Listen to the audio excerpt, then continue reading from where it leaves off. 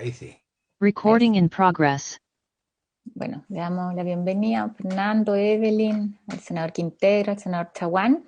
Iniciamos en nombre de Dios y de la patria esta sesión de la Comisión de Salud del Senado. ¿Tenemos cuenta, señor secretario? Sí, señora presidenta.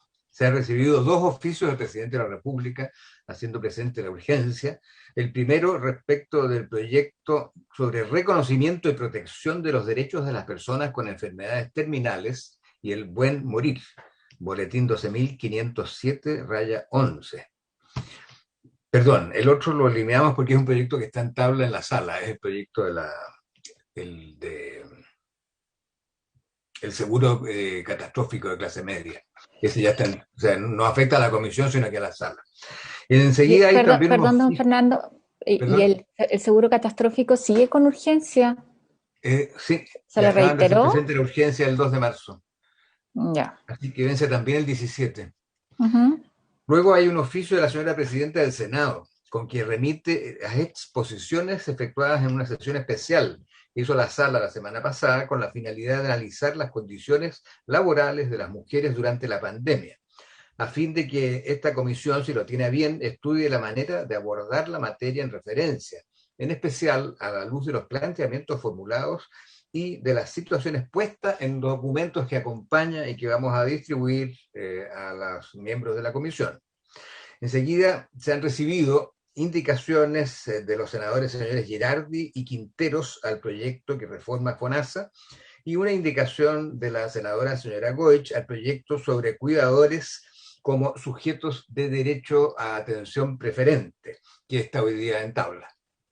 Esa es toda la cuenta, señores senadores. Sobre eso, hay algunas de las indicaciones del senador Quintero que también suscribí, eso lo estuvimos viendo ayer con Evelyn, entonces para que quede después formalizado en la cuenta, y también están las indicaciones que presenté, que se las envié ayer tarde, pero de hecho yo quiero destacar la preocupación de la Secretaría por tratar de consolidarla y tener hoy día una presentación inicial del comparado, como lo vamos a ver cuando estemos en ese punto de la tabla. Senador Chaguán.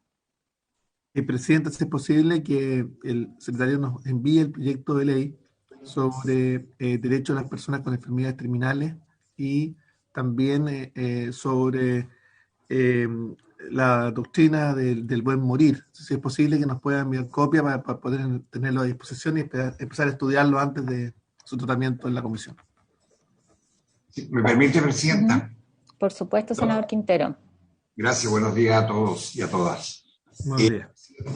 Dos o tres temitas cortos. Primero, con respecto a la urgencia del seguro catastrófico, habíamos quedado de acuerdo con el gobierno que se debía eliminar esa urgencia para la tramitación. Segundo lugar, pido citar al superintendente de ISAPRE para que venga a explicar el tema de las ganancias de las ISAPRE. Creo que es un tema que ha causado cierta, no sé, cierta escozor en la comunidad. Entonces, que nos venga a explicar y qué sé yo, y para saber también en qué va a quedar el famoso proyecto de ISAPRE que está aquí en el Senado esperando las indicaciones del Ejecutivo. En tercer lugar, me gustaría saber qué piensa hacer el Ejecutivo o el Ministerio. Se ha publicitado tanto que se va a empezar a atender las enfermedades que se han acumulado a raíz de la pandemia en las intervenciones quirúrgicas, etcétera, etcétera. Hay 150.000 millones o 155.000 millones, no recuerdo la cifra exacta para estos menesteres, pero yo quiero saber cuál va a ser la metodología. ¿Va a haber alguna priorización a las enfermedades más graves o no va a haber? Porque me han mandado correo a algunas personas al leer esto y dicen, bueno, ¿qué pasa con la gravedad de la enfermedad? ¿Se va a considerar o no se va a considerar eso? Eso es todo, presidente. Yo haría pasar a los asesores porque imagino que está Jaime ahí, está también el director de FONASA, entonces cuando veamos en el tercer punto en la tabla, ¿se acuerdan que Marcelo Mozo nos planteó que había una reglamentación que de hecho pasó por Contraloría, ¿no es cierto?, respecto de cómo se utilizaban los recursos que aprobamos en la ley de presupuesto justamente para ponerse al día con atenciones que están postergadas con lista de espera, entonces le vamos a pedir ahí que nos pueda entregar más detalle. Y yo comparto con usted, senador Quintero, lo reiteramos ayer en comité, o sea, el seguro catastrófico de FONASA no tiene sentido, el mal llamado seguro catastrófico no tiene sentido que tenga urgencia, entonces yo le voy a reiterar al Ejecutivo ahí que se la quite, que no la vuelva a presentar, ¿no es cierto? Para ser consistente, nosotros le pedimos ayer nuevamente a la Secretaría que lo saque de la tabla mientras estamos discutiendo el proyecto de FONASA. Le damos la bienvenida ahí a todos los que se están sumando, Paulina, Marcelo, Jaime. Senador Chaguán. Sí, Presidenta, quiero reiterar, o pedir de nuevo la palabra simplemente para comentar una experiencia extraordinaria que nos tocó vivir el fin de semana. Tuvimos un ejercicio de democracia deliberativa, donde las y los 400 de Chile fueron consultados respecto de la reforma previsional y la reforma a la salud que requiere nuestro país.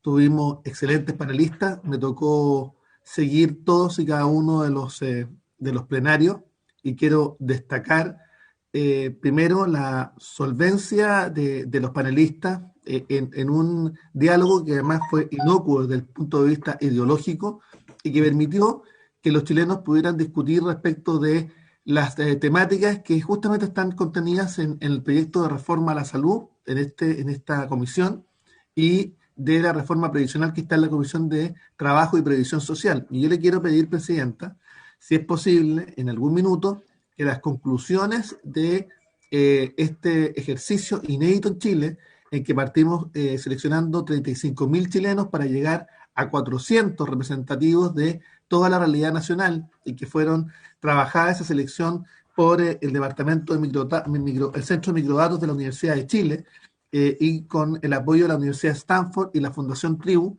permitió justamente derivar a una línea argumentativa respecto de qué salud quieren los chilenos para adelante. Entonces yo diría que sería súper útil que dentro del contexto de las discusiones que tenemos respecto a la reforma a la salud, poder tener como insumo lo que piensan los chilenos que fueron designados o elegidos aleatoriamente, pero que son representativos de todo el país, desde Arica a Punta Arenas, respecto de esta gran reforma que estamos tramitando en este Parlamento. Yo me sumo en eso, lo voy a plantear también, los dos como parte de la Comisión de Futuro, con el senador Chaguán hemos estado siguiendo en detalle, el senador Girardi que está conectado también, pero en particular estuvimos siguiendo, ¿no es cierto?, esto que además coincide, yo quiero comentarlo justo, o sea, los dos temas que se trabajaron en esta metodología innovadora de participación ciudadana, que son las encuestas deliberativas junto con la Universidad de Stanford, la Fundación Tribu, son salud y pensiones. Y en la semana en que nosotros aprobamos la idea de legislar en el Senado de ambas, esto es de verdad abrir las puertas del Parlamento a la gente común y corriente. Son 400 chilenos, fue un poco más de 400 chilenos que estuvieron durante 3 días conectados en grupos pequeños, debatiendo los mismos temas que estamos debatiendo nosotros hoy día en la comisión. Entonces creo que son insumos súper importantes, participaron escogidos aleatoriamente, ¿no? Y por lo menos lo que a mí me tocó seguir, bien notable la disposición a generar acuerdo y sobre todo el interés en avanzar en ambos temas, la reforma a la salud como en la reforma de pensiones. Así que lo que le pedimos a la gente de la Universidad de Chile es que nos puedan entregar los primeros informes lo antes posible. Yo espero que dentro de una semana, 2 semanas más, a más tardar, podamos tener eso sobre la mesa, porque si bien no son resultados vinculantes, pero sí la gracia de estos ejercicios de participación en la lógica de generar inteligencia colectiva es que estén en la discusión legislativa. Eso es lo que hemos comprometido, así que yo también creo que es un paso notable, no se ha visibilizado tanto, pero estamos innovando desde el Senado, desde el Parlamento y avanzando en forma mucho más participativa de definición de política pública.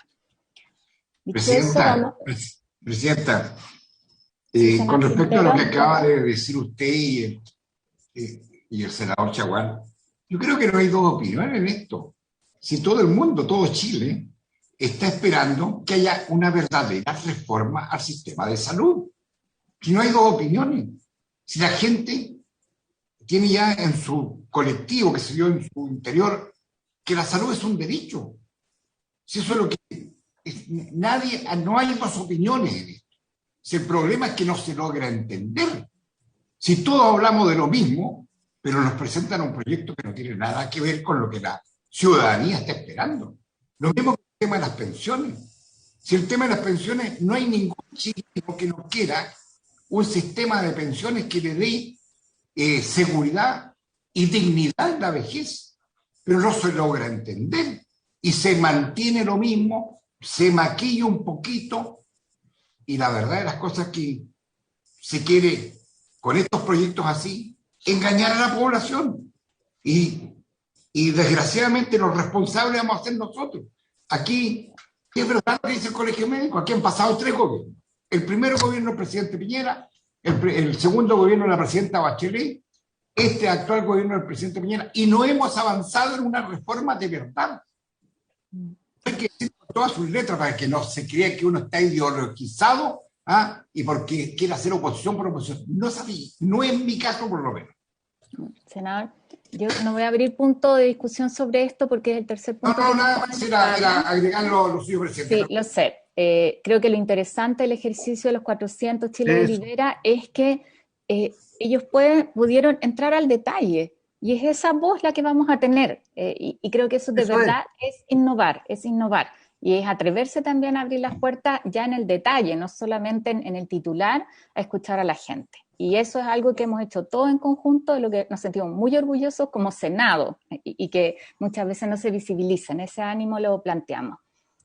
Vamos a darle la palabra en el primer punto de la tabla a Marcelo y a Paulina. Es que el senador Girardi, el senador Chaguán, comprometimos los primeros 10, 15 minutos para escuchar a Paulina. Senador Girardi, estoy haciendo yo uso de la palabra, por favor.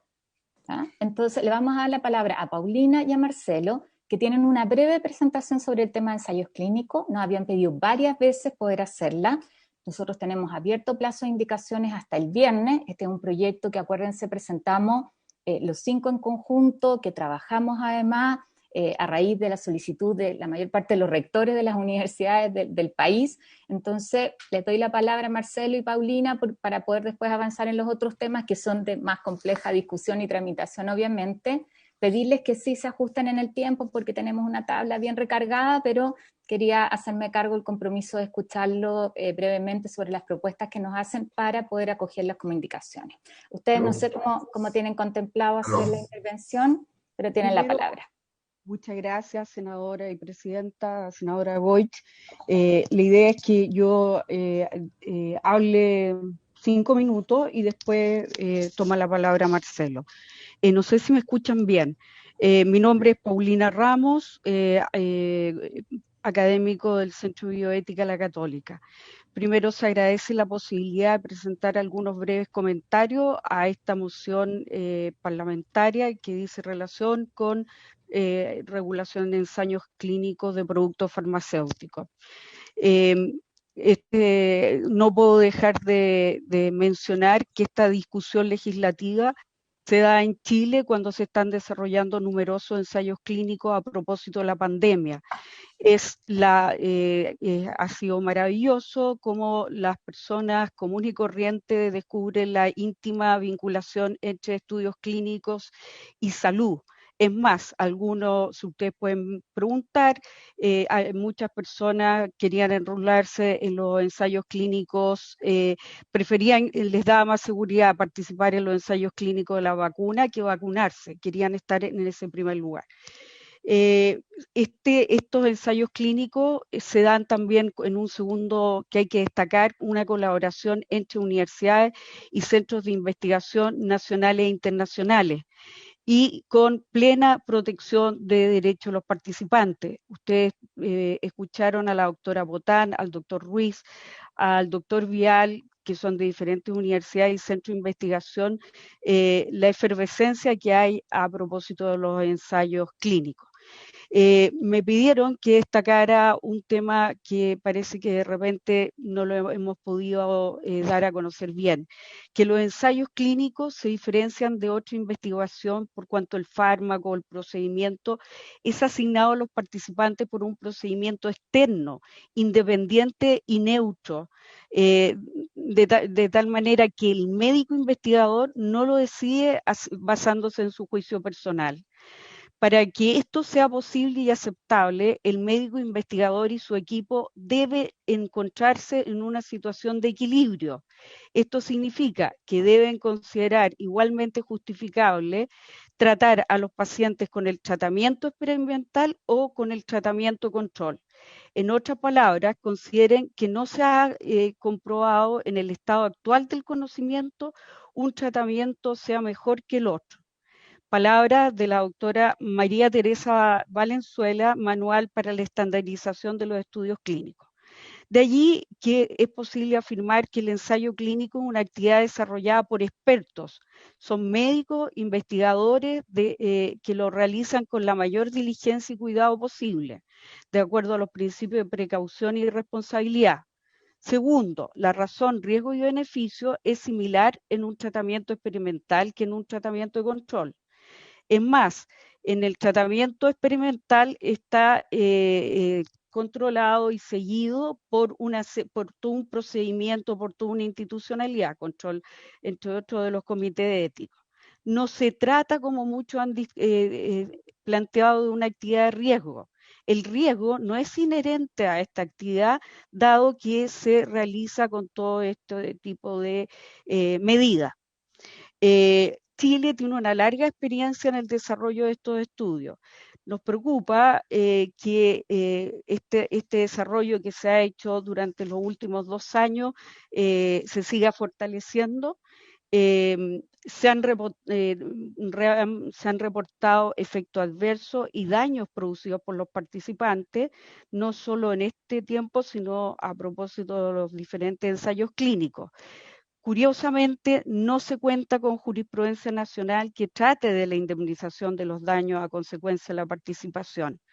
La pregunta desde el punto de la academia, ¿es que los seguros han participado bien o es que han respondido bien o es que la reparación por los equipos ha sido eficiente? Es del caso, y con esto voy terminando, que los derechos de los participantes, primero que el participante es el centro, fin y límite de todas las investigaciones que se hacen. O sea, él es lo más importante.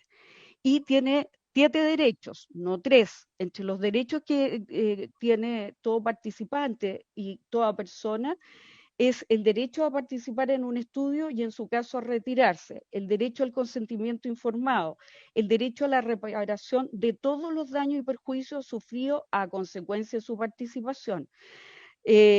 También tiene derecho a que la investigación no le irrogue un gasto económico, el derecho a la protección de su intimidad, a consentir o no el uso de los datos personales y, lo más importante también, a la continuidad del tratamiento.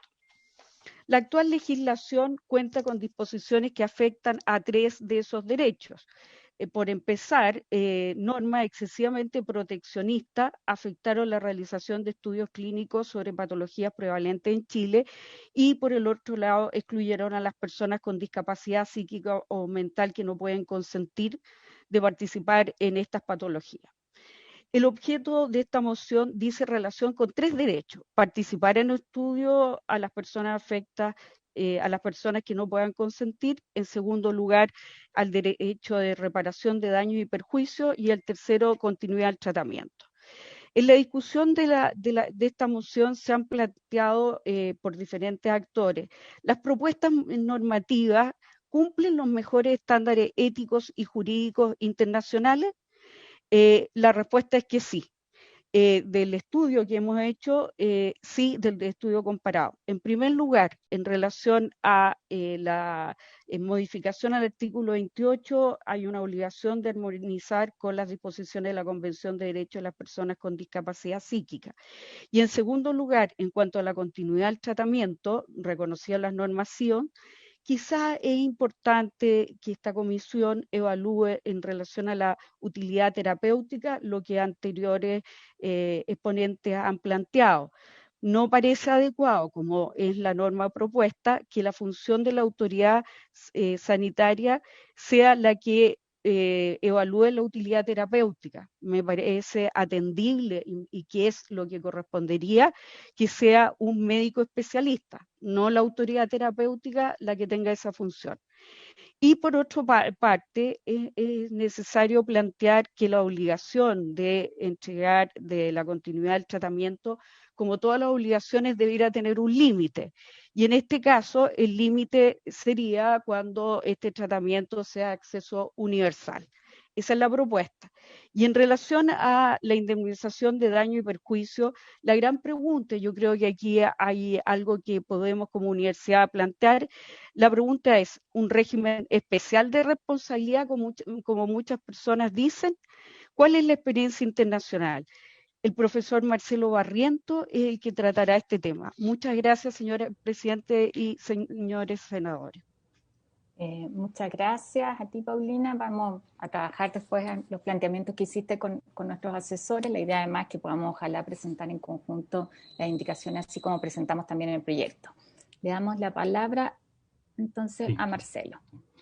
Gracias, señora presidenta, por el uso de la palabra. Mi nombre es Marcelo Barrientos. Yo soy profesor de Derecho Civil de la Pontificia Universidad Católica de Chile. Nos parece en general que los cambios propuestos al artículo 111 van en la línea de proteger al paciente. Uno de los aspectos destacables es que fija el inicio de la prescripción desde el término del ensayo clínico, lo que otorga certeza en cuanto a que los titulares de las autorizaciones para uso provisional con fines de investigación serán responsables por los daños y perjuicios que sean consecuencia del ensayo clínico. Asimismo, acreditado el daño, se presumirá, salvo por el contrario, que éste sea producido como consecuencia de la investigación. Por lo tanto, se refuerza la causalidad y por ello deja fuera que se responda de los daños propios de la evolución de la enfermedad como consecuencia de la ineficacia del tratamiento. Esto es positivo porque la ley debe crear estándares mínimos de responsabilidad, lo que no puede quedar entregado a un reglamento. Las partes y el juez en un proceso de esta naturaleza requieren certeza en el criterio de determinación del vínculo causal. Se señala en la propuesta de reforma que se exceptúan de este régimen de responsabilidad todos aquellos daños y perjuicios que sean inherentes a la patología objeto de estudio. Eso sigue la tendencia moderna en el derecho comparado, ya que la investigación de ensayo clínico se lleva a cabo bajo estándares del ex artis y cuenta con metodología y diseño de datos fiable, consentimiento libre y espontáneo, ausencia de influencia económica del participante o el paciente. En la experiencia comparada más avanzada, la investigación por medio de ensayos clínicos es un bien público, por lo que siempre debiera compensarse económicamente al sujeto que sufre un daño como consecuencia de su participación en estos. Al ser esto una obligación legal, se genera un estándar de protección para el participante, lo que naturalmente limita los riesgos. Es por esto que se acude en primer lugar al régimen general de reparación de daños durante ensayo clínico. Hay un riguroso control previo, por lo tanto, autorización administrativa, consideración de riesgo-beneficio, consentimiento informado, cumplimiento de buena práctica, en definitiva, progresión a través de fases. Esta es la razón por la que la Unión Europea, en el Reglamento 536-2014 del Parlamento Europeo del Consejo, dejó abierta la indemnización de daños aplicable por cada Estado, distinguiendo tipos de ensayos según intervención y sobre ciertas obligaciones generales. Expresa en ese artículo 76 del reglamento que los Estados miembros velarán porque existan mecanismos de indemnización de daños y perjuicios que pueda sufrir un sujeto como consecuencia de su participación en el ensayo.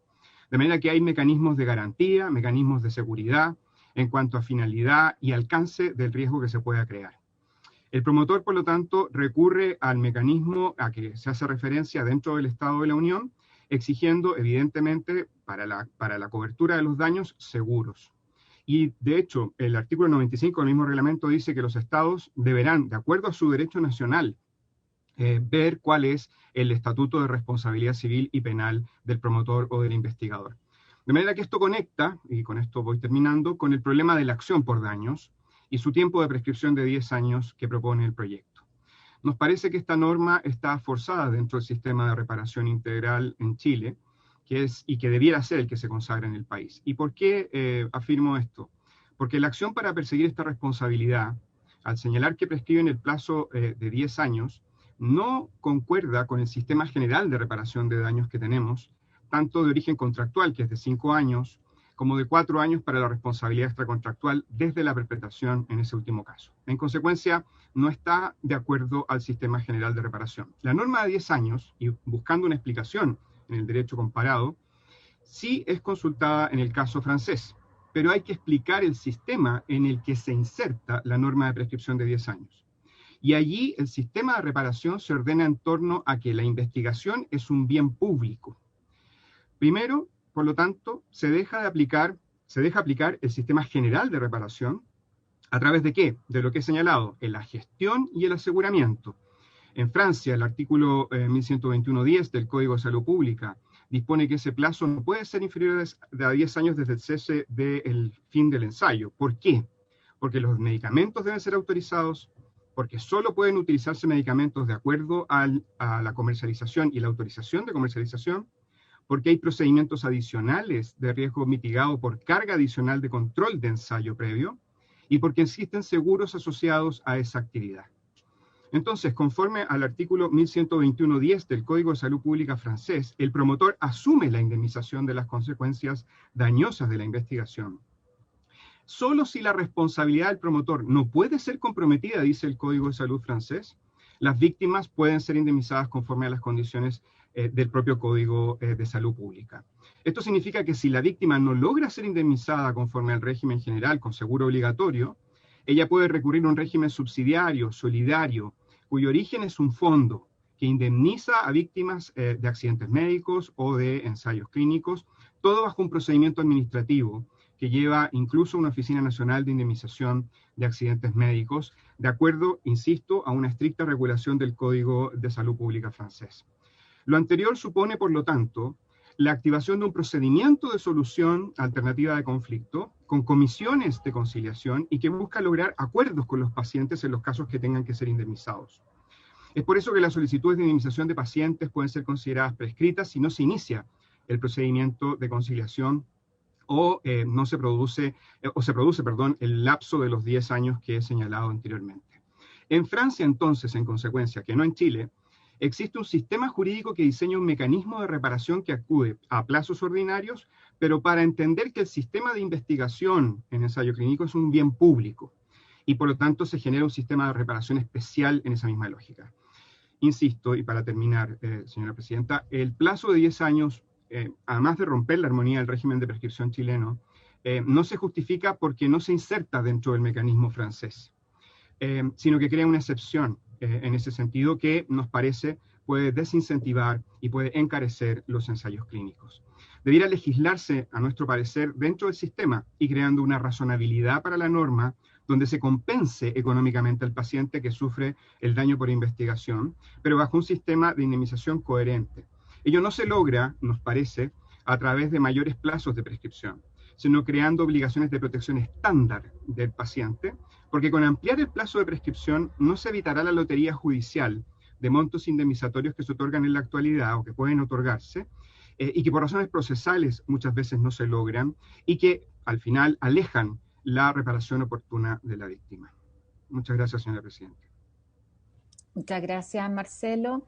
Vamos a tener en cuenta los planteamientos que han hecho. Además, le vamos a pedir a la Secretaría el registro. Si ustedes quieren entregarnos también algo formalmente por escrito, está bienvenido. Como les digo, está hasta el viernes abierto el plazo para indicaciones. Y este tema que ustedes nos plantean no es menor.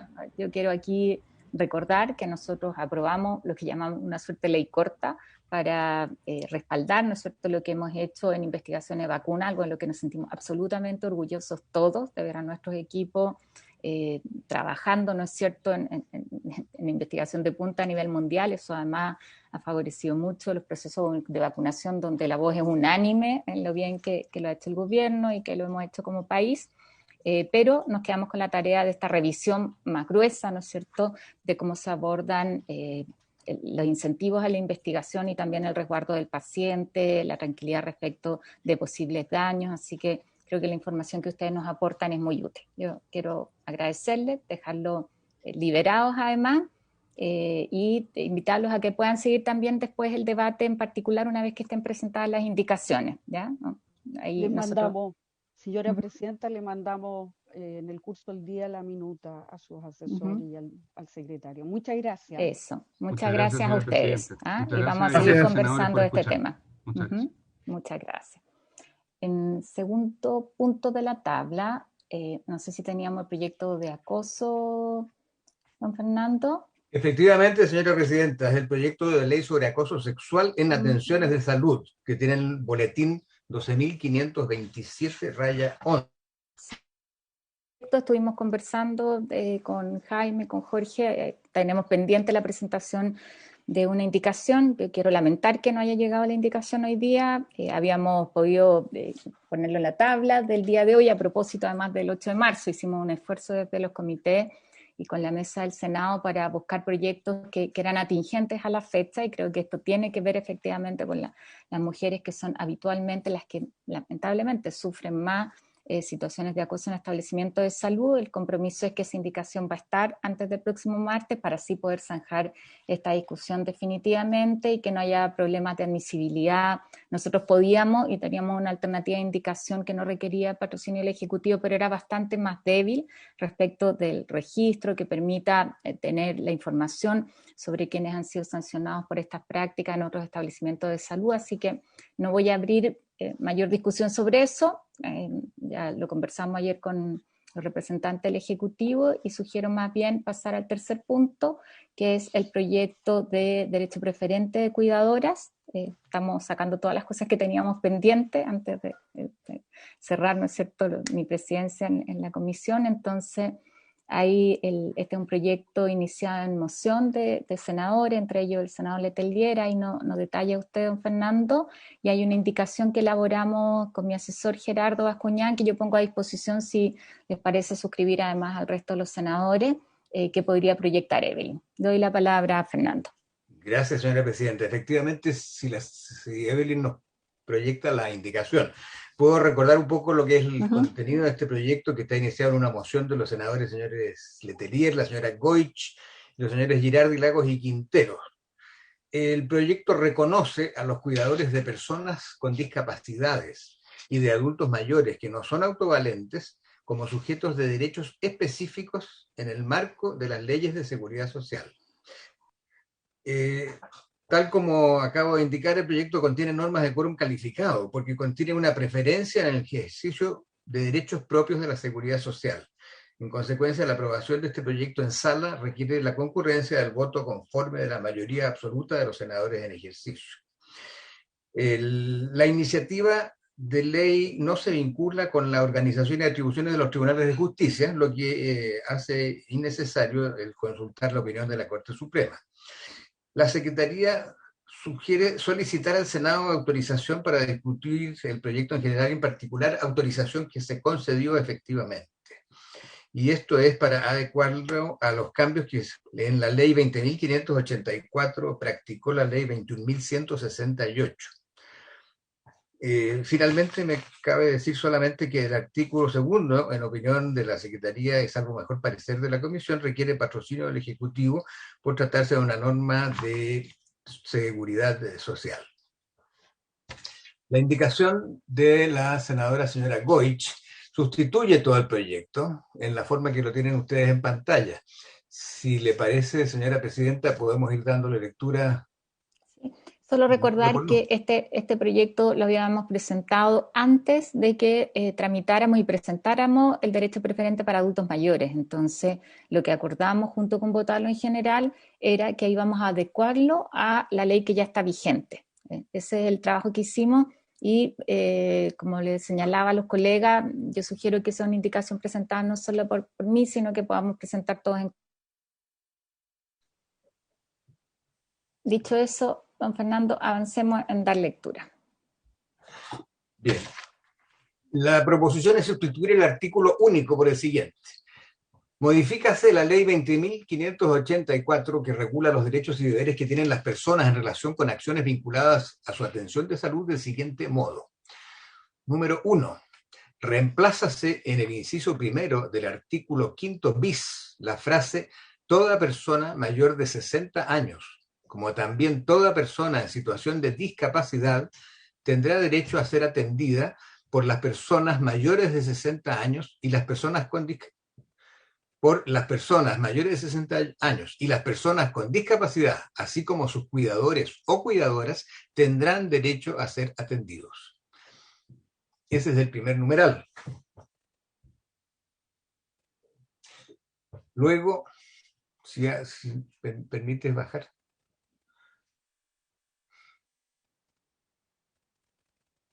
El número 2 agrega un artículo, a la ley agrega un artículo quinto cuater nuevo del siguiente tenor. Para efectos de lo dispuesto en esta ley, se entenderá por cuidador o cuidadora a toda persona que de forma gratuita o remunerada proporcione asistencia o cuidado, temporal o permanente, para la realización de actividades de la vida diaria a personas con discapacidad o dependencia, estén o no unidas por vínculos de parentesco.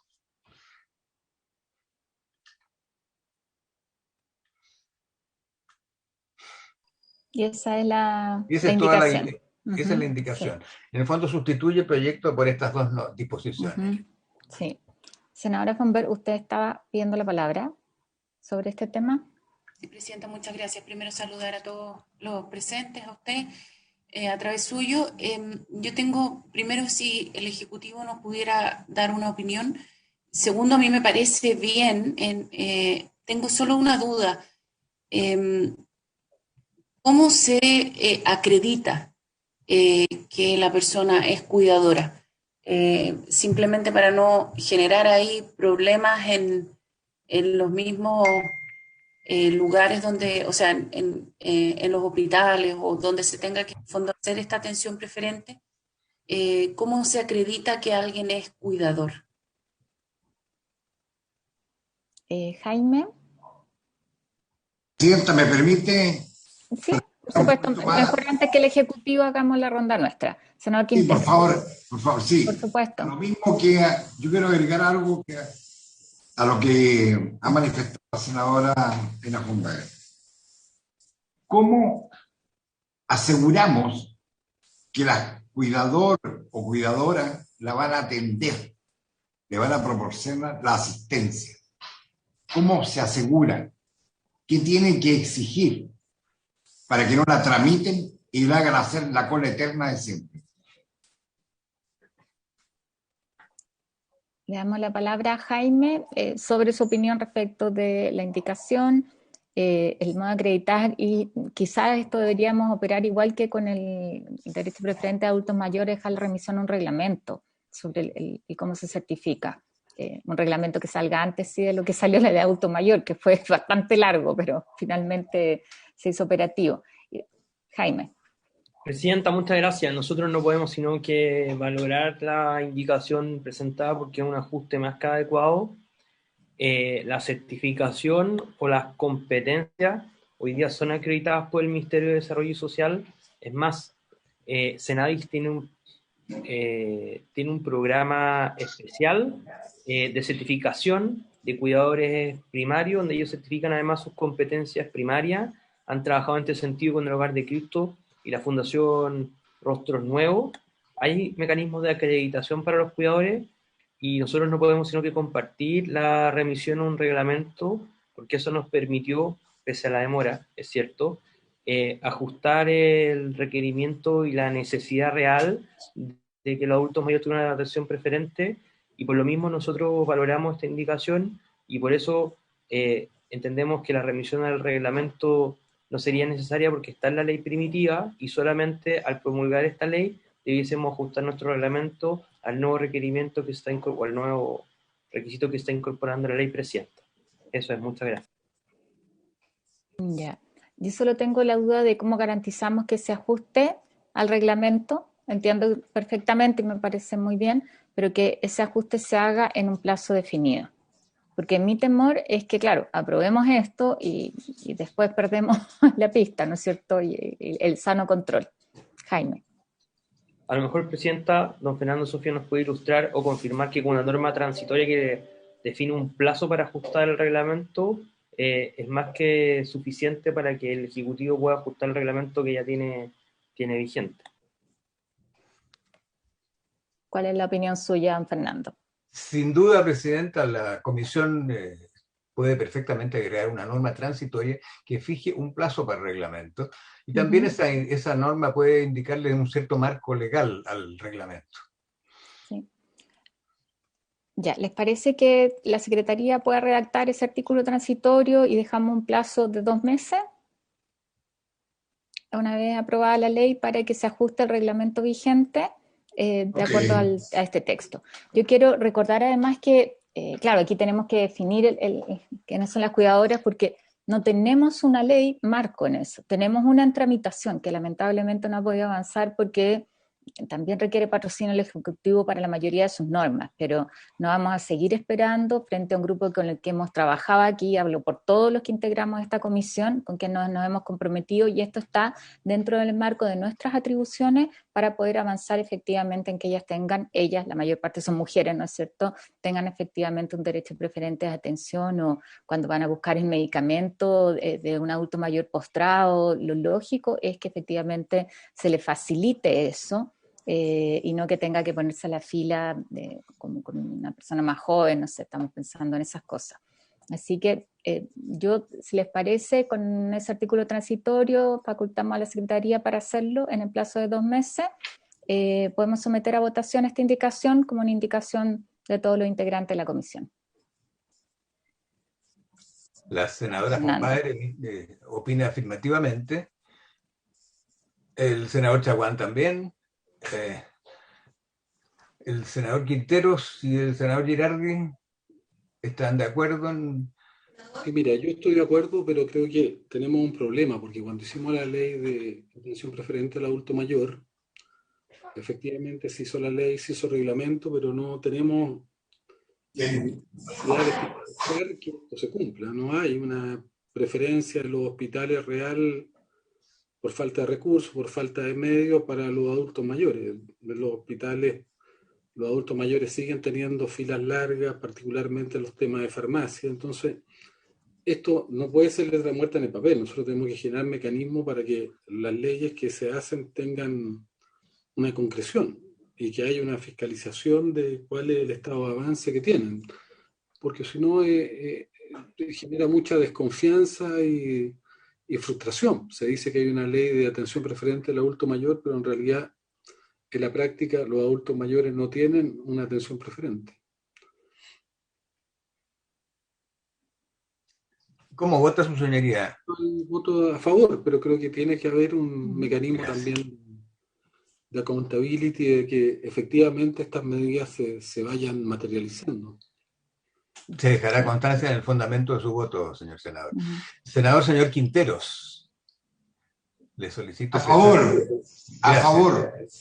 Quedaría entonces aprobado en general el proyecto con esta adición del artículo transitorio en forma unánime por la comisión. En general y en particular. Así es. Nosotros estamos discutiendo, y bueno, el senador Quintero y el senador Chaguán son parte también de la Comisión de Adulto Mayor, a propósito de lo que plantea el senador Girardi, y ahí hay una ley marco, envejecimiento positivo. Creo que nosotros desde ese texto legislativo podemos generar algunos mecanismos de control más efectivos, porque yo comparto eso. O sea, aquí depende mucho de la voluntad que tiene cada establecimiento. Bueno, además hemos tenido COVID, un montón de otras situaciones, pero tiene que haber algo que permita efectivamente un control y una sanción y también una asignación de recursos que permita que esto se cumpla, que no sea solamente voluntad. Entonces, tomamos ese punto, pero creo que es un avance. Este reconocimiento nos permite además ir adecuando, ¿no es cierto?, otras discusiones y las haciendo consistente con esta preferencia. Así que dejamos despachado el proyecto y vamos a tratar ahí de poder ponerlo en tabla pronto, para cumplir su tramitación, al menos acá en el Senado.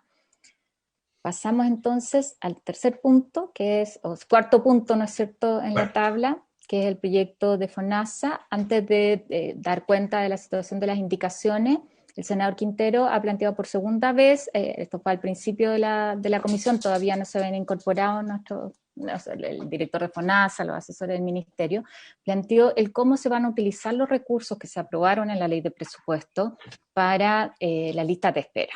Entonces, yo quiero pedirle primero a Marcelo Mozo, director de FONASA, que pueda referirse a eso. En la sesión pasada dijo que podía hacerlo, pero no tuvimos tiempo. Y después iniciamos la discusión respecto a las indicaciones que nos pueda dar cuenta la Secretaría sobre eso. Marcelo, tienes la palabra. Muchas gracias, Presidenta. Primero saludarla y saludar también a la senadora von Baer, al senador Quintero, Girardi, Chaguán, y también a don Fernando y doña Evelyn. Efectivamente, como todos recuerdan, en la partida del Tesoro Público del presupuesto 2021 se aprobó 114.855 millones para acelerar resolución de listas de espera. Hay dos estrategias para hacer eso. Una, que es la principal, que es retomar en la medida que la pandemia lo permita toda la actividad dentro del servicio, los servicios de salud y nuestra red pública, porque ese es el principal eje para poder resolver listas de espera y el principal compromiso. Eso tiene ahí el subsecretario un plan de cómo ir haciéndolo y cómo algunos hospitales, de hecho, han ido creando una separación entre lo COVID y lo no COVID para poder ir ayudando en eso. Por otro lado, estos recursos adicionales, los cuales, como usted bien dicho, se aprobaron el año pasado, y cuando se aprobaron se instaló una glosa. En esa glosa se decía de que era FONASA el que tenía que sacar un protocolo de cómo iba a ser la resolución de estas listas de espera, y además tenía que llamar a licitación tanto a los servicios públicos como a los servicios privados que pudiesen prestar solución a esto. Todo eso entonces se materializó a través de un protocolo de resolución que se dictaminó este servicio FONASA el día 30 de diciembre, y luego un protocolo de derivación que también se realizó el día 31 de diciembre. Ahora, junto con eso, el día 4 de enero se ingresaron bases de licitación a la Contraloría para su toma de razón, las cuales fueron tomadas de razón el día 16 de febrero, y ahora estamos en pleno proceso del periodo de licitación y de oferta, el cual culmina el 27 de marzo, con lo cual vamos a tener el espectro de ofertas completas, tanto de los servicios públicos como privados.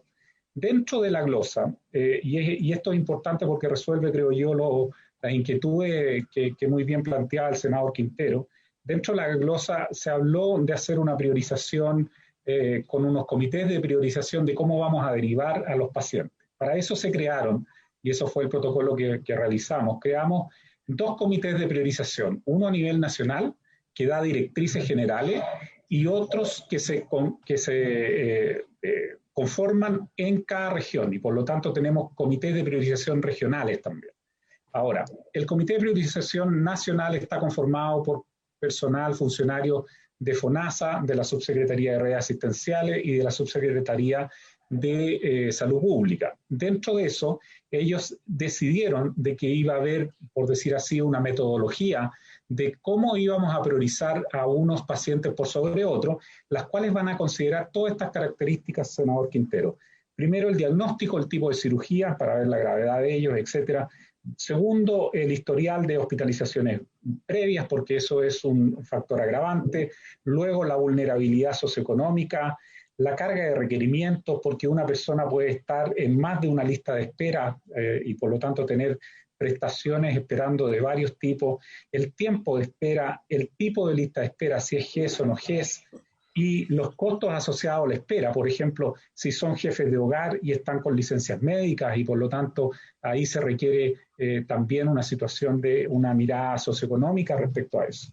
Todo eso ellos con eso van a priorizar las listas de espera que tenemos en este minuto, se lo envían a los comités de priorización regional, ellos a su vez ven la realidad regional y también pueden formular reacomodos de esa lista y con eso entonces se comienzan a derivar los pacientes en el minuto en que se pueda. Ahora, lo importante de esto, porque también se me ha preguntado respecto a si vamos a atrasar un poco, dado la situación pandémica que tenemos hoy día, la licitación, mi respuesta ha sido no. Lo que vamos a tener son todas las ofertas, pero recordemos que estos son recursos para utilizar durante todo el año. Por lo tanto, en la medida en que podamos ir y en las regiones donde podamos ir haciendo uso de estos recursos, lo vamos a ir haciendo. Recordemos también de que la mayor parte de estas listas de espera no requieren y no compiten en ese sentido con lo que es COVID, porque no requieren de camas UCI, lo que requieren más bien son muchas de ellas, por ejemplo, en listas de espera GES tenemos servicios de refracción o tenemos situaciones oftalmológicas que son ambulatorias, hay mucha situación que se puede resolver en forma ambulatoria y por lo tanto vamos a ir resolviéndolo durante el año en la medida en que podamos, en los lugares en que podamos. No podemos esperar más porque después se nos va a venir toda esa demanda no expresada hasta el minuto de las personas que no han concurrido a los servicios de salud a sus controles y donde nos vamos a encontrar con situaciones que tenemos que enfrentar más adelante como país y por lo tanto tenemos que seguir haciéndole frente a esta situación a través de esto. Eso es, Presidenta, respecto a esta situación y si hay alguna duda, yo de hecho tengo la obligación, entiendo que es en el mes de marzo, de enviar al Congreso una cuenta respecto a todo lo que hemos estado haciendo en este sentido y encantado puedo enviarles yo previamente a ustedes como comisión los protocolos que hemos diseñado y las resoluciones que ya hemos hecho. Eso, le agradecería a Marcelo que nos lo haga llegar y esperamos también la información y que entienda una vez que se hayan adjudicado las licitaciones. Muy bien. ¿Me permite una consulta? Le iba a preguntar justamente, senador Quintero, si quedó conforme o tiene contrapregunta. Si no, a mí me asaltan ciertas dudas de esto por la comprensión del paciente. Yo entiendo la buena voluntad, entiendo todo lo que está haciendo Marcelo, entiendo perfectamente y esto no es nada personal, no, es un asunto que a uno le plantea. Incluso hoy día en la mañana me llegaron un WhatsApp aquí diciendo, bueno, ¿y qué pasa con la gravedad del paciente? ¿Va a ser priorizado? ¿Lo van a priorizar? ¿Quién lo va a priorizar? Si hemos aprobado cerca de 115.000 millones en vez de 114.800 y tanto, 115.000 millones de pesos para esto, y dijimos que lo primero que se iba a hacer era darle prioridad a los servicios de salud, a los 29 en todo el país. ¿Qué tiene que ver ¿cómo se llama? ¿La licitación entonces? ¿Por qué se licita? Si dijimos que primero estaban los hospitales públicos, después los hospitales universitarios, los hospitales de las Fuerzas Armadas, los institucionales que se han llamado. ¿En base a qué es esta licitación? Si sabemos que los servicios tienen un arancel estándar. La verdad que no logro entender esto de la licitación. Gracias. Marcelo. Carolina, ¿me das la palabra? Sí, escuchamos primero al senador Girardi. No, en la misma dirección. O sea, yo creo que el sentido de si se van a invertir 150 millones de dólares, lo razonable sería recuperar el sistema público, que es el que tiene la mayor capacidad, capilaridad, está en todas las regiones, en todos los territorios, a resolver los problemas. Es bien dramático porque el sistema público hoy día existe la lista de espera porque no tiene los recursos, ni de recursos humanos, ni financieros, y por lo tanto lo que hay acá es finalmente que los servicios de salud públicos no van a poder ser quienes resuelvan esta demanda. Entonces es evidente que la apuesta acá no es que la resuelva el sistema público de salud, porque hoy día no la puede resolver, porque si fuera así, no existiría la lista de espera, y además la lista de espera va a ser creciente por la mayor carga de enfermedad, que va a ser exponencial por las enfermedades crónicas no transmisibles, que van a ser una nueva realidad para este tiempo, y además por la pandemia. Entonces, lo que aquí se está planteando derechamente es que sea el sector privado que resuelva esto, en su mayor parte. Ahora, el problema que tiene, y lo hemos repetido incansablemente, que como estos son vasos comunicantes, y están vinculados y son ecosistemas, lo que va a haber acá es que el sector privado va a terminar capturando cada vez más los pocos recursos de especialistas que tiene el sistema público, y finalmente esto va en desmedro y en deterioro del sistema público.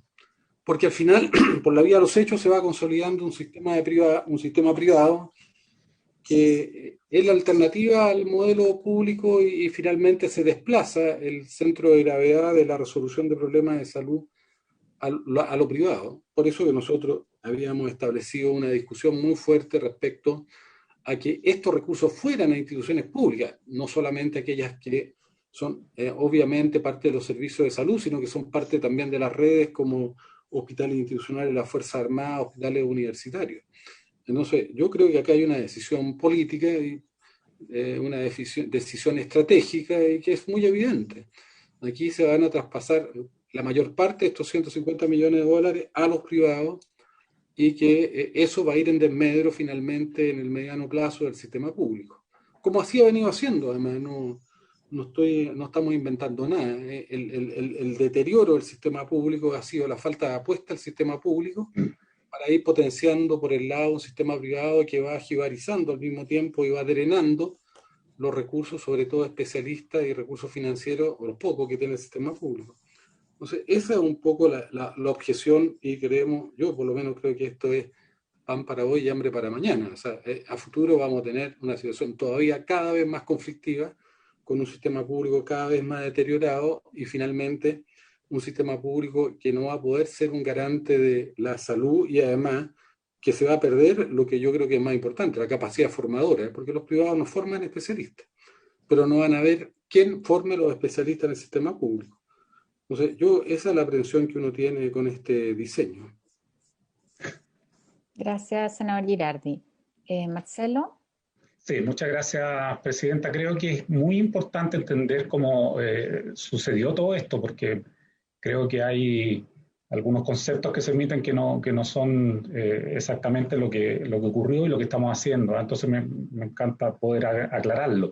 Lo primero es que se estableció una glosa. Esa glosa que se estableció y que votó el Congreso, de hecho fue una glosa patrocinada por diputados y senadores de oposición, en la cual, entre otras cosas, se dice de que hay un orden de prelación, y así lo vamos a contemplar, y así está puesto en nuestros protocolos. Hay un orden de prelación donde participan los públicos, los universitarios, etcétera, y también dice la glosa de que debo licitar en los públicos fuera de su horario institucional, y esto es muy relevante, porque durante la discusión del periodo del presupuesto 2021 se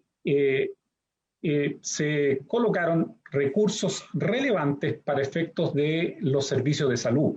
Estamos hablando que los servicios de salud del próximo año tienen financiada su capacidad de resolución en su horario institucional completamente por primera vez. Toda esa brecha que veíamos siempre, este año no la vamos a ver porque tienen más de 6 millones de pesos. Aquí estamos hablando de una glosa de 114.000 millones.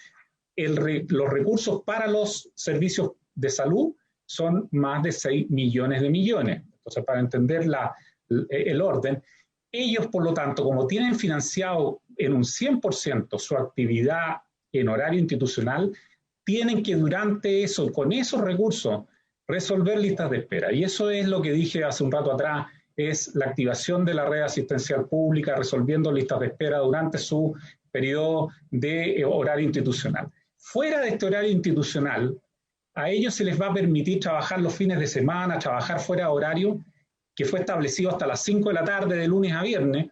Entonces, después de eso, ellos van a poder realizar esto obteniendo recursos adicionales a los que ya se les prestó. Por eso la glosa nos impuso el hacer una licitación con los públicos fuera del horario institucional. Aquí no hay un diseño de política de ningún tipo. El único diseño de política que hay detrás es tratar de procurar resolver como FONASA los problemas de las personas. Y desde esa prioridad vamos a darle prioridad, por supuesto, porque hay un orden de prelación.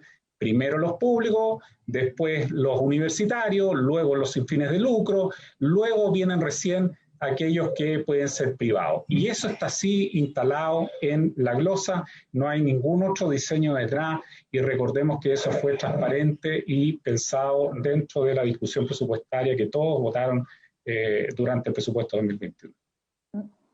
Perdón, ¿cuál es el horario habitual, normal, de un servicio? De 9 a 5 de la tarde, senador. O sea, que van a participar los servicios de salud en forma extraordinaria de 5, por decir algo, 24 horas.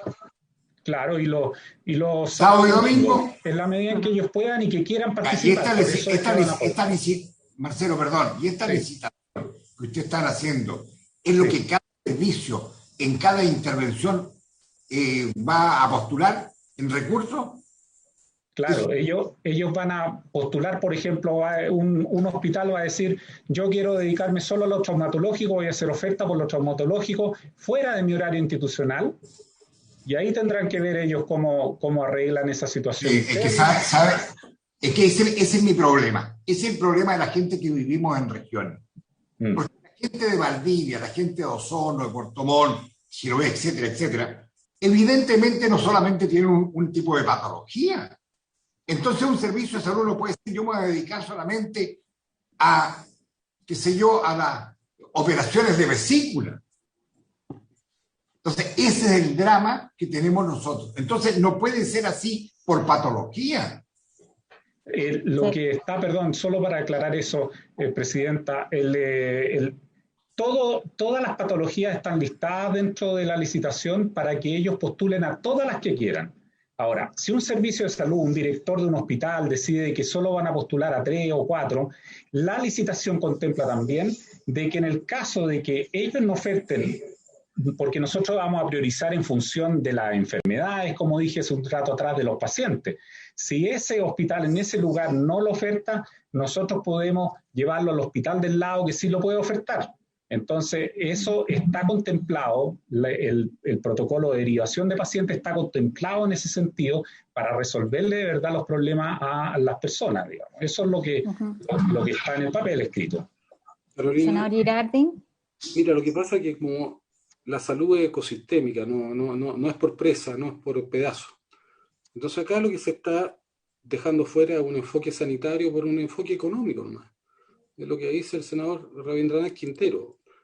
Lo que va a hacer esto es deteriorar justamente la capacidad de los sistemas de salud de ser sistemas integrales, de tener una visión compleja, porque un paciente no es solamente una pierna a operar, es la necesidad de UCI, es la necesidad de cardiólogo, es la necesidad de endocrinólogo, porque ese paciente a lo mejor que tiene una patología en el pie es diabético y hay que operarlo. Entonces, lo que hay acá es justamente eso, es la desvinculación total de los criterios sanitarios y finalmente se hace por capacidad de respuesta en función de criterios económicos, no en función de lógica sanitaria. Y lo que va a hacer es justamente perpetuar esta idea de la compartimentalización y no hacer una apuesta a sistemas integrados, a redes que resuelvan problemas y a fortalecer el sistema público. Ese es el problema que tiene. Además, bueno, en algunas regiones es más complejo todavía porque como no es negocio, en muchas regiones no hay prestadores privados, existe solamente el prestador público, porque los privados solamente lo hacen en función de lugares donde hay posibilidad de descreme, de capturar los sectores de mayores ingresos. Pero lo que vamos a tener es eso, es una fragmentación, es una visión economicista por sobre una visión sanitaria, y es por eso que lo que acá se debiera haber hecho es haber apostado a recuperar el sistema público. El sistema público que tiene que tener los recursos para contratar más especialistas en un concepto de descentralización. O sea, ¿por qué un hospital, un servicio no puede contratar a aquellos especialistas que le faltan? O mejorar el pabellón que tiene cerrado por falta de recursos, o que tiene cerrado porque no puede operar porque le falta la enfermera de pabellón. O sea, yo creo que esos son los temas que no están planteados acá. Entonces, aquí la solución es finalmente decir, mire, no resolvamos el problema del sistema, no resolvamos, sino que vamos al atajo, vamos a comprar servicios a los privados, y yo creo que eso, insisto, es el pan para hoy y hambre para mañana. Le voy a dar la palabra para cerrar esta discusión a la senadora Fonbert, pero sí quiero pedir que el secretario nos pueda hacer llegar a todos la glosa aprobada en el presupuesto, con ese detalle, porque creo que cabe recordar que esto es para ponerse al día en listas de espera, que nos pueda hacer llegar también los montos que fueron aprobados para los servicios, que eso consta en la discusión del presupuesto, que es para justamente paliar el déficit que tienen los servicios en su operación regular. Senadora Fonbert. Gracias, Presidenta. Es que yo tengo una comprensión quizás un poco distinta, o quizás estamos hablando de dos cosas distintas, pero yo entiendo que tal como dice usted, esta glosa es para solucionar listas de espera. Y por lo tanto, si es que hay un hospital público, los hospitales públicos tienen la prioridad. Entonces, si es que tienen que contratar adicionalmente a un especialista, lo van a poder hacer. No veo acá la contradicción que está viendo el senador Girardi por su intermedio. Yo entiendo que aquí lo que se busca es solucionarle los problemas a las personas. Y si es que hay una persona que necesita adicionalmente para tratar esa patología a otro médico, bueno, el servicio le entregará ese médico. Entonces no veo esa contradicción y yo creo que lo que tenemos que nosotros ver es cómo, si es que efectivamente se está logrando bajar las listas graves que tenemos dada la situación del COVID. Solo quería hacer ese punto, Presidenta, y no hay problema pasar al siguiente punto de la tarde. Sí, yo creo que se ha entregado suficiente información. Creo que es importante que estén las glosas, que no las puedas hacer llegar, independiente de que las discutimos en el presupuesto y las aprobamos, ¿no es cierto, don Fernando? Pero que pueda estar esa información. Y insistir ahí que Marcelo nos pueda enviar la información que tiene, así como la comprometió. Aquí hubo un reglamento que pasó por la Contraloría, eso se puede conocer, y también los resultados de cómo se van adjudicando los recursos, cómo se van utilizando, que tal cual como se señaló, también es un mandato que quedó establecido en la glosa, así que le corresponde por ley. Pasar ahora a dar cuenta. Presidenta, ¿me permite 10 segundos nada más antes que pase a otra glosa? Pueden ser 11. A mí me gustaría comprometer acá en la comisión a Marcelo y a Jaime González, en el sentido que en los hospitales que tenemos en pequeñas localidades, aisladas, donde cuesta un mundo, porque no es lo mismo un paciente de Palena, de Futaleufú, de Chaitén, que tenga que irse a hacer una intervención a Puerto Montt, que si yo, va a estar solo, sin su familia, sin atención, etcétera, etcétera, que se le pueda reforzar en esas localidades, ayudar a los servicios de salud a que puedan ahí in situ hacer las intervenciones. Porque ¿para qué entonces hemos hecho inversiones? Tremendas inversiones en infraestructura que después no la usamos porque no tenemos ningún tipo de especialista. Y eso no solamente pasa en esa provincia. Hablo de todos los hospitales de pequeñas localidades.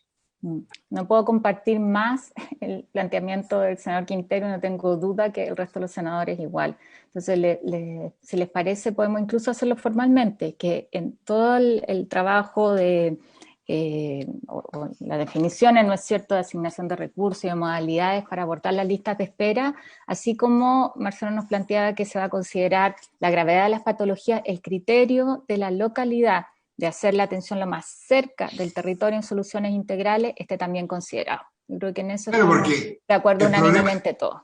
El problema, Presidente, es que la gente en las regiones nos dice, bueno, aquí por ejemplo en Quillón, una tremenda inversión de 60.000 millones o a lo mejor un poco más, no recuerdo.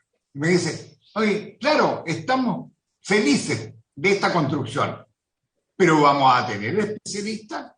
¿Vamos a tener a alguien o este va a ser un elefante blanco? Sí. O sea, por eso me parece súper tremenda inversión. Ni siquiera se va a hacer una operación de amigdalina. Y podría la senadora Fonber hablar del ANCO. Exactamente, no. Me refiero a todas las pequeñas localidades. A todas. Incluso en la región metropolitana también hay lugares. A la ex provincia de la región de los lagos. Incluido. Lo vamos a hacer formalmente, ahí vamos a buscar una redacción para que quede constancia del sentimiento regionalista, sobre todo la pertinencia de la equidad territorial en esta materia. Yo lo comparto absolutamente. Yo le pediría a Fernando que nos dé cuenta de las indicaciones que se han ingresado. Nosotros estamos discutiendo el proyecto de modernización de FONASA, de fortalecimiento de FONASA, lo aprobamos en general en la sesión pasada. Dijimos un primer plazo para indicaciones el día de ayer. Yo quiero agradecerle a los colegas que hicieron un esfuerzo importante, me consta además de sus equipos, para tener una primera mirada, ¿no es cierto?, cuáles son los puntos donde hay diferencia. Les quería plantear, sí, que pudiéramos, como estamos en general y en particular, hay varios senadores de otras comisiones que me han pedido el poder presentar indicaciones, entonces que podamos dejar abierto el que se presenten indicaciones durante esta semana para tener, o sea, hasta, no sé, puede ser las 4 de la tarde del día viernes para que la Secretaría pueda consolidarla y tener la próxima semana también planteamientos que legítimamente pueden hacer senadores de otras comisiones. Le pediría primero a don Fernando que nos dé cuenta de qué indicaciones llegaron y más bien permitir que se haga un análisis, que se pueda compartir ese comparado con los colegas, que lo haga también el Ejecutivo. Estamos como bien al borde de la sesión, o sea, la hora límite de la sesión. Entonces, más bien creo que alcanzamos a eso. Don Fernando, cuéntenos. Gracias, señora Presidenta. Efectivamente, hasta ayer, la medianoche, se recibieron varios centenares de indicaciones. Uno es un grupo de indicaciones de los senadores Girardi y Quinteros. Hay otro grupo de la senadora señora Goich. Hay también un conjunto de indicaciones presentados por la señora Goich y el señor Quinteros.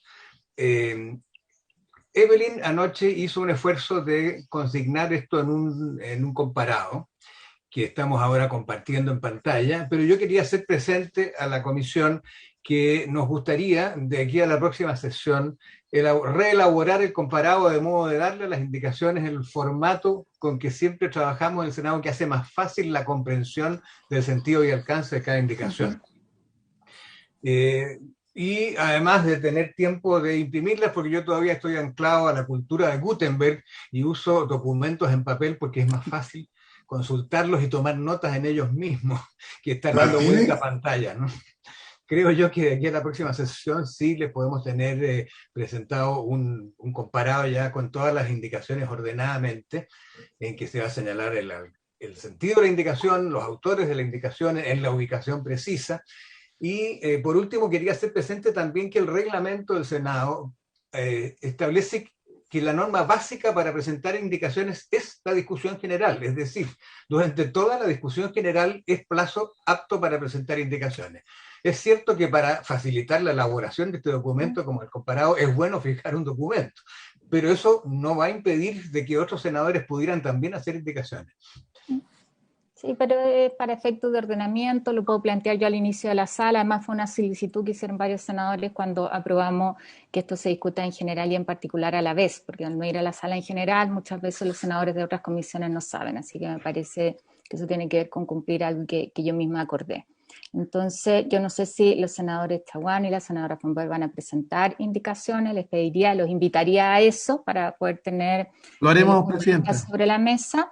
Que eso nos permita hacer una revisión y poder hacer en conjunto con la Secretaría una propuesta después de revisión en detalle del proyecto a partir de la próxima semana.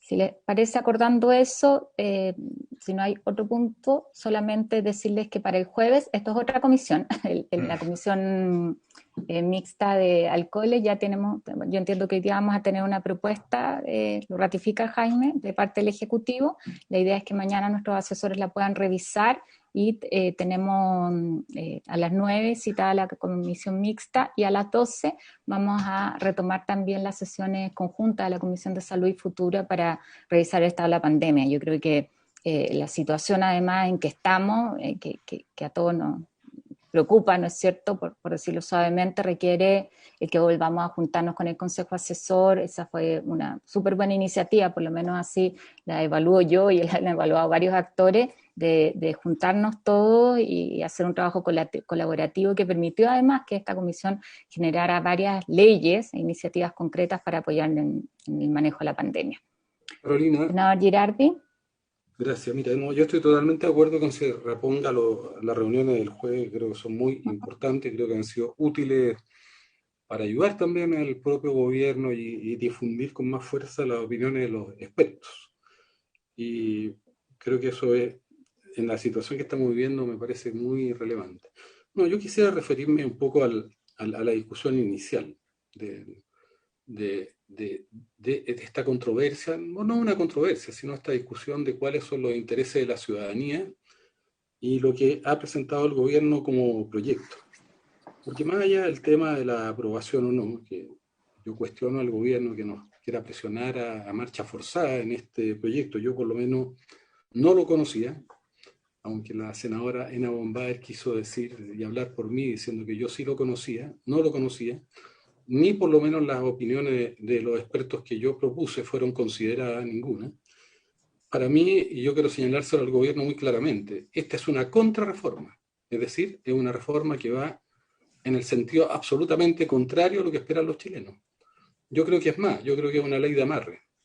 Creo que una ley de amarre frente a la eventualidad de que la Convención Constitucional establezca la salud como derecho. Porque acá lo que hay ideológicamente, conceptualmente, es traspasar el principio de la salud como un bien privado, que se administra a través de directores privados, que se le quita o desplaza el rol que tiene la red y los principios sanitarios a lógicas económicas, y donde instituciones que se crean como parte de un nuevo gobierno corporativo, es decir, un directorio privado, asume una rectoría en salud en función de criterios económicos, no de criterios sanitarios.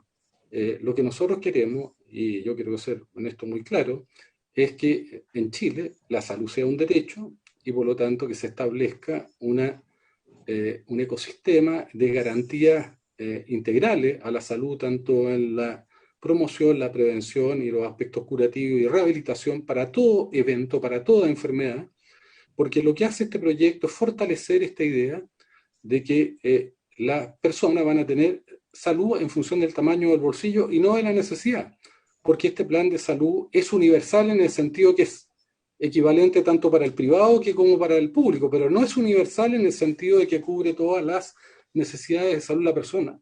Es un plan absolutamente restringido. Y esto evidentemente tiene que ver con una concepción más global, que es lo que conversábamos hace un rato atrás de cómo se resuelve la lista de espera.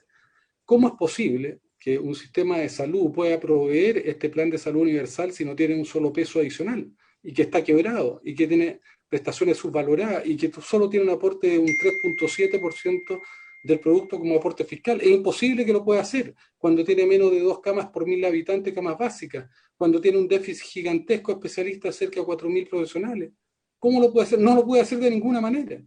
Y por lo tanto, lo que hay acá es otra mirada, y es una mirada de isaprizar, es decir, de traspasar o generar un sistema equivalente a la ISAPRE en el sistema público. ¿Para qué? Para llevar los problemas que hoy día tenemos en la ISAPRE, que sufren los pacientes y las personas que están afiliadas a la ISAPRE, a tener un seguro que es un inseguro de salud y que está mediado en función de las capacidades económicas que tiene. Y luego se establecen deducibles que hoy día no existen. Hay una precarización incluso de la situación débil que existe hoy día. Y finalmente este ente privado, que es un directorio privado, asume un rol sanitario en términos de definir qué es lo que se va a comprar, qué es lo que no se va a comprar, pero todo esto en función de una lógica económica y no una lógica de salud pública ni una lógica sanitaria.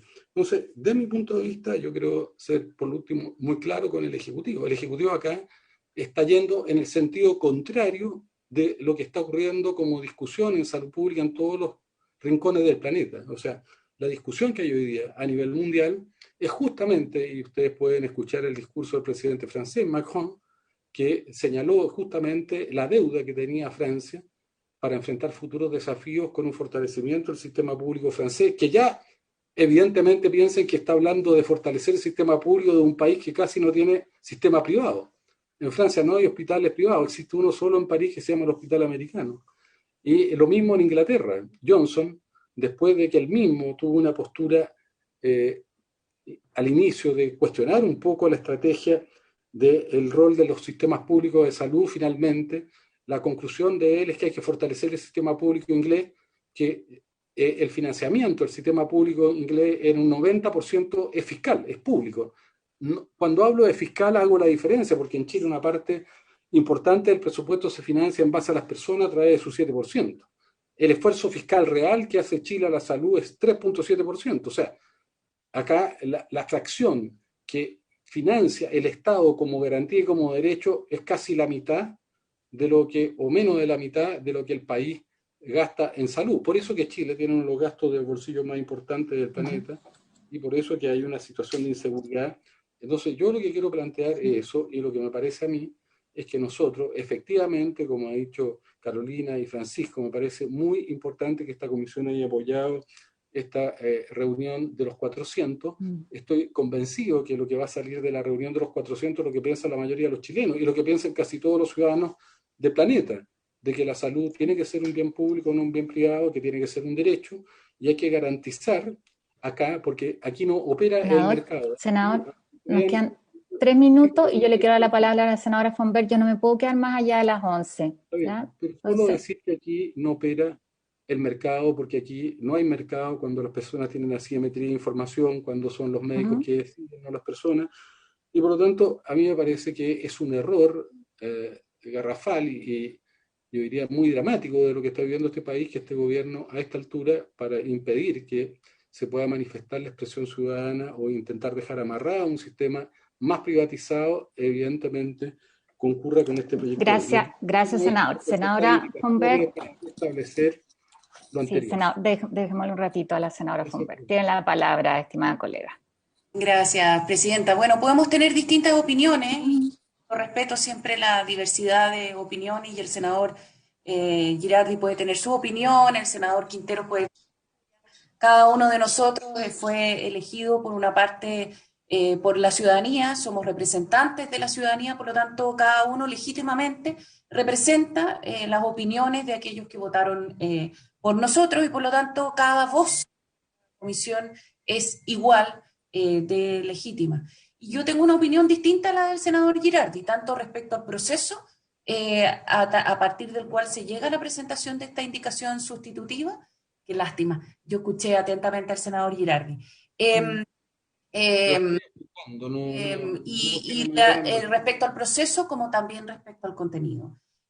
Aquí respecto al proceso hubo una invitación de parte del Ejecutivo de que cada uno de nosotros pudiera sumar a sus asesores, a los expertos que estimara conveniente en la mesa de conversación que hubo para la presentación de esta indicación. De hecho, hay un informe bastante largo y bastante extenso de la conversación que se produjo y de la negociación que se produjo durante todo el tiempo para poder presentar esta indicación sustitutiva.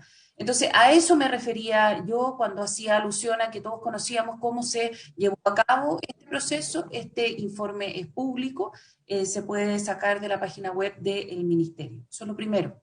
Lo segundo, muy corto, porque vamos a entrar después en las indicaciones específicas y en la conversación específica. Yo sé que usted tiene que retirarse, presidenta, yo también. Decir de que yo no tengo la misma opinión y no veo para nada lo mismo que ve el senador Girardi en la indicación sustitutiva. En este proyecto de ley se establece un plan de salud universal, se establece desde la perspectiva de seguridad social, por lo tanto constitutivo de derechos, igual en contenido y universal y también financiado. Y en el proceso de formulación, yo no tengo para nada la misma visión del senador de que esto sea algo privado, para nada. Esto es una institución pública. De hecho, los miembros son electos de manera como se eligen en otras instituciones públicas. No entiendo lo que plantea respecto a que esto está una privatización, al revés. Y lo que se busca efectivamente a través de este plan de salud universal es que se establezcan criterios epidemiológicos y criterios generales de atención de las necesidades de salud de los chilenos. Yo creo que, y espero que podamos tener una conversación fructífera para lograr acuerdos, tal como la conversación que se produjo en la comisión de expertos fue fructífera, donde se encontraron acuerdos transversales y podemos tener opiniones distintas, pero lo que se establece acá es un plan de salud universal que tiene la mirada desde el establecimiento de derechos y desde la búsqueda de una mejor salud para todos los chilenos. Por lo tanto, señora presidenta, yo creo que acá tenemos una tremenda oportunidad, creo que tenemos una oportunidad y espero que podamos llegar a fructíferos acuerdos en el seno de la Comisión de Salud, tal como se produjo en el seno de la Comisión de Expertos. Gracias, presidenta. Muchas gracias, senadora. Me había pedido la palabra el senador Chaguán, pero estamos ya sobre la hora, así que va a ser el primero en hablar en la próxima sesión. Así que agradeciéndoles a todo el ánimo, la disposición, también el respeto entre nosotros, damos por levantada esta sesión. Recording stopped. Don Fernando. Oye, un aplauso a la Evelyn que ya nos mandó el comparado, así que de verdad